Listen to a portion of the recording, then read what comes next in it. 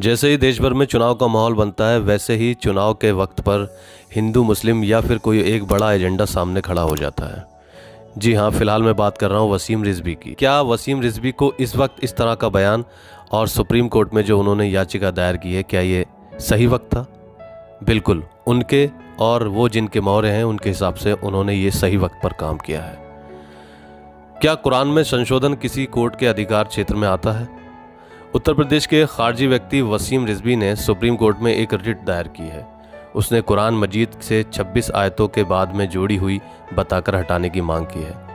पूरे देश के मुस्लिम समुदाय में इसको लेकर नाराजगी और गुस्सा देखा जा रहा है। ये आदमी मुस्लिम विरोधी ताकतों का एजेंट है, या फिर यूं कहिए कि सांप्रदायिक ताकतों का एजेंट है। 2019 के लोकसभा चुनाव के दौरान इसने राम जन्मभूमि नाम से एक फिल्म बनाई थी, जिसमें बताया था कि एक मुस्लिम धर्मगुरु अपने ही बेटे की तत्काल शुदा बीवी से हलाला करता है। उस वक्त भी मुसलमानों ने इसका विरोध किया था। जब सेंसर बोर्ड ने फिल्म को पास करने से इनकार कर दिया था, बाद में उसने ये फिल्म यूट्यूब पर रिलीज़ की। हाल ही में उसने उम्मुल मोमिनीन सैयदा आयशा रज़ी अल्लाह ताला अन्हा पर भी एक फिल्म बनाने का ऐलान किया है, जिस पर मुसलमानों ने एतराज़ जताया है। वसीम रिजवी को आप लोग जानते नहीं होंगे, इसलिए मुझे ये बयान करना पड़ रहा है कि वो आखिर वसीम रिजवी जैसा शख्स है कौन।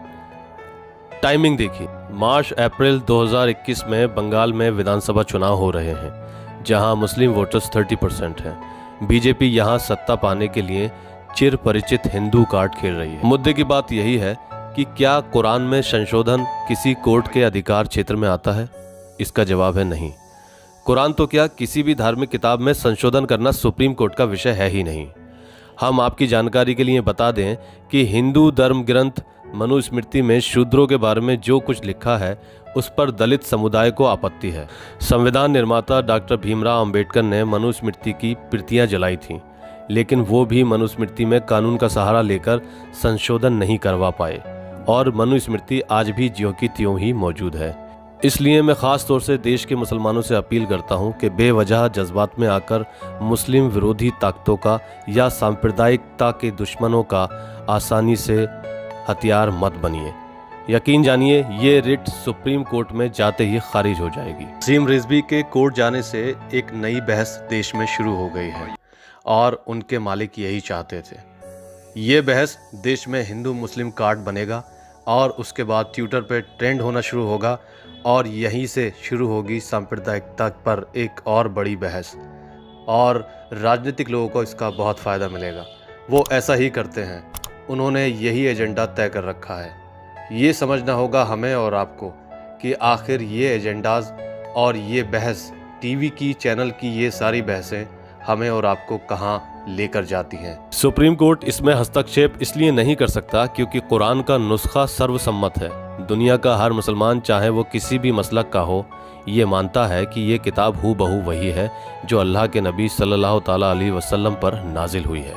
सबसे बेहतर काम यह है कि वसीम रिजवी नामक इस खारजी पर देश भर के हर शहर में मुसलमानों की धार्मिक भावनाएं आहत करने पर मुकदमा किया जाए। इसके अलावा सड़कों पर उतरकर इसका विरोध बिल्कुल न करें, क्योंकि वो यही चाहते हैं, सांप्रदायिक ताकतें यही चाहती हैं कि देश में एक बवंडर खड़ा हो और सांप्रदायिकता के नाम पर, हिंदू मुस्लिम के नाम पर फिर एक बार सवाल छोड़ दिया जाए। इसलिए ऐसा बिल्कुल न करें, सड़कों पर बिल्कुल न उतरें।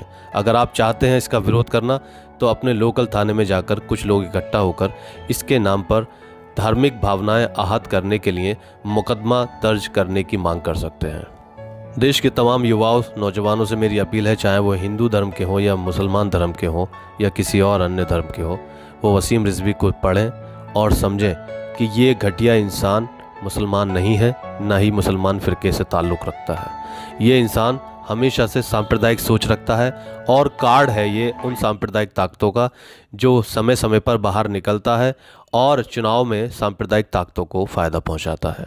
हमारा ये वीडियो आपको कैसा लगा, हमें अपनी प्रतिक्रिया कमेंट कर ज़रूर बताएं। अगर आपको लगे कि ये बात दूर तक जानी चाहिए, तो इस वीडियो को लाइक करने के बाद शेयर ज़रूर कर दें, और हाँ, चैनल को सब्सक्राइब ज़रूर कर लें, ताकि इस तरह की और ख़बरें आप तक हम पूरी ईमानदारी के साथ पहुंचा सकें।